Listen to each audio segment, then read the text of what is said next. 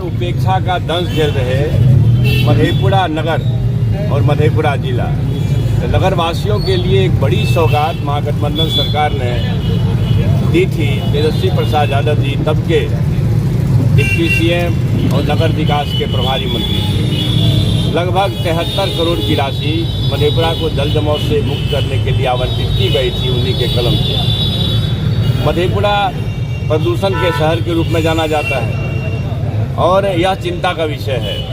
मधेपुरा की न्यायप्रिय जनता ने मुझे 4 बार चुनाव जिताया है और मैं इस बात से गौरवान्वित हूँ कि इस शहर में लगातार दूसरी बार लगभग 3,500 की लीड इस नगर परिषद क्षेत्र में राष्ट्रीय जनता दल को मिला है।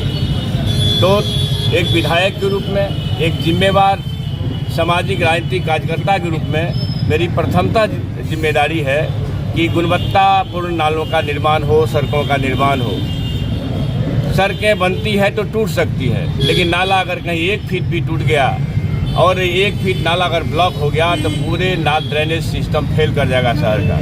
ये घोर चिंता का विषय है और इसी चिंता को रेखांकित करते हुए आज से 4 महीना पहले जब मैं आप लोगों को के माध्यम से इस हठी सरकार के शासनाध्यक्षों को, प्रशासनिक अधिकारियों को एक चेतावनी दिया था और लिखित मेमोरेंडम भी दिया था। आप लोगों को मालूम है 25 अगस्त को विभिन्न अखबारों में बहुत छपी थी खबरें।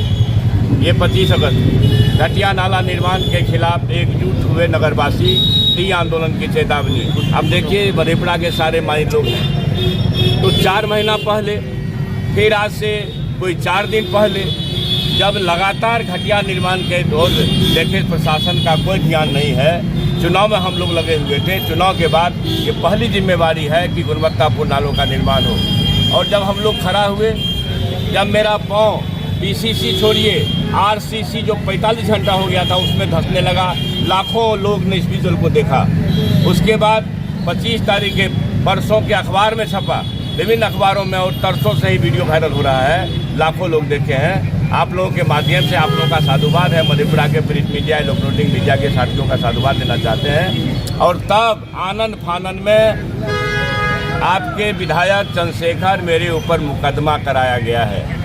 ये एजेंसी, कार्यकारी एजेंसी, ठेकेदार, प्रशासनिक अधिकारी और राजनीतिक विरोधियों के बीच ये जो खेल चल रहा है, तो ऐसे इधर भवकी से संघर्ष में पैदा होने वाला शेखर घबराने वाला नहीं है, न डरने वाला है। आप समझिए, इन लोगों के खिलाफ अंतिम दम तक लड़ेंगे और चरणबद्ध आंदोलन करेंगे। जिस शासन में साहब एक सिर्फ विधायक पर मुकदमा है, भ्रष्टाचार और लूट के खिलाफ मानसिकता रखने वाले मधेपुरा के तमाम न्यायप्रिय जनता के ऊपर, महान मतदाता के ऊपर, जनता के ऊपर मुकदमा है। ये अमन पसंद लोग के ऊपर मुकदमा है, जो मधेपुरा की बेहतरी चाहते हैं, मधेपुरा के न्यायप्रिय जनता, उसके ऊपर मुकदमा है। सिर्फ एक विधायक के खिलाफ मुकदमा नहीं है। भ्रष्टाचार को उठाने मगर विधायक के खिलाफ फर्जी मुकदमे दर्ज होते हों तो आप समझिए कि कौन आवाज़ उठाएगा। इसलिए हम लोगों ने संकल्प लिया है, महागठबंधन के तमाम साथी हैं यहाँ, आप सबको देख रहे हैं, सबको पहचान रहे हैं कि हम लोग चरणबद्ध आंदोलन करेंगे। और चरणबद्ध आंदोलन के क्रम में 11 तारीख को महाधरना का आयोजन होगा। उसके बाद प्रदर्शन होगा और हम सरकार के नाक में दम करेंगे। ये प्रशासनिक, राजनीतिक विरोधी और जो एजेंसी ठेकेदार का गठजोड़ है, इसका भेद खोल करके रखेंगे। और आप लोगों के माध्यम से कहना चाहते हैं, अभी हम लोग गए थे देखने के लिए, नालों में पानी भरा हुआ है, 4 दिन हो गया है, घटिया निर्माण है।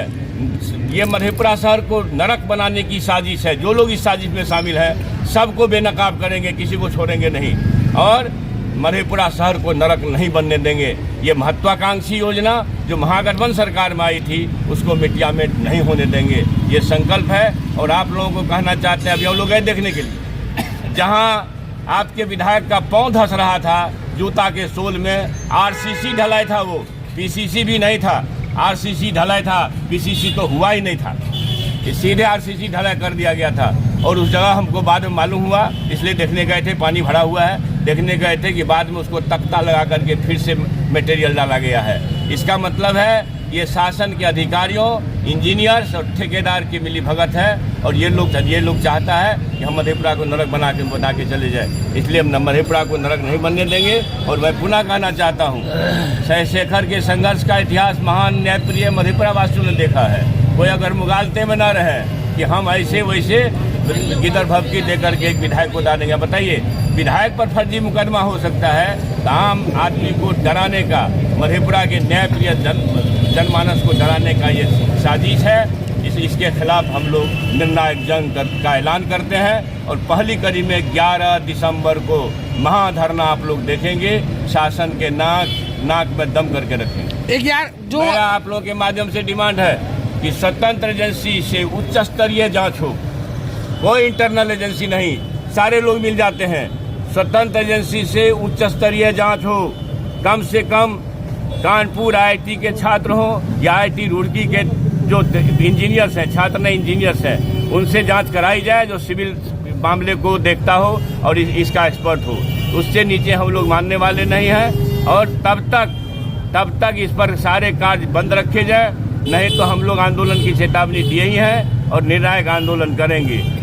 जो घटिया निर्माण हुआ है उसको सिर्फ न तोड़ा जाए, बल्कि कार्यकारी एजेंसी और इसमें मिलीभगत रखने वाले प्रशासनिक अधिकारी सहित सबके ऊपर कार्रवाई हो। अभी मजाक नहीं है, इतना बड़ा घपला हो रहा है।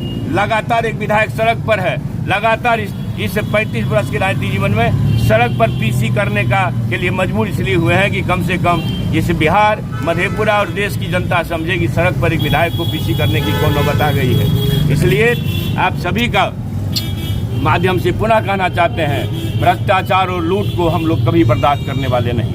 आरोप है जो मजदूर का कहना है जो आपके द्वारा उनके साथ मारपीट गाली गलौज की गई है। आप देखिए, ये आरोप है, ये तो मधेपुरा वासी बताएंगे। उसमें कम से कम 3 दर्जन लोग थे वहाँ, 3 दर्जन लोग थे। ये तो कहता 10 आदमी, 3 दर्जन 50 के संख्या में थे। यहीं से हम लोग मीटिंग करके वहाँ गए थे। यहाँ के मधेपुरा वासी बताएंगे और वो विजुअल बताएगा कि क्या हो रहा है। अगर मैं नहीं होता तो मजदूर को यहाँ के स्थानीय लड़के बहुत पीटते। एक और आरोप है जो आपके सहयोगी और आपके द्वारा बार बार कॉन्ट्रैक्टर से पैसे की मांग की जा रही है। अच्छा, तो ये बात, अगर किसी सहयोगी के द्वारा मांग की गई है तो आप इसकी जांच कराए ना। आप इसको कौन रोकता है? ये आरोप, फर्जी आरोप लगा रहे हैं लोग, इसलिए इनके काली करतूत पर पर्दा पड़ जाए।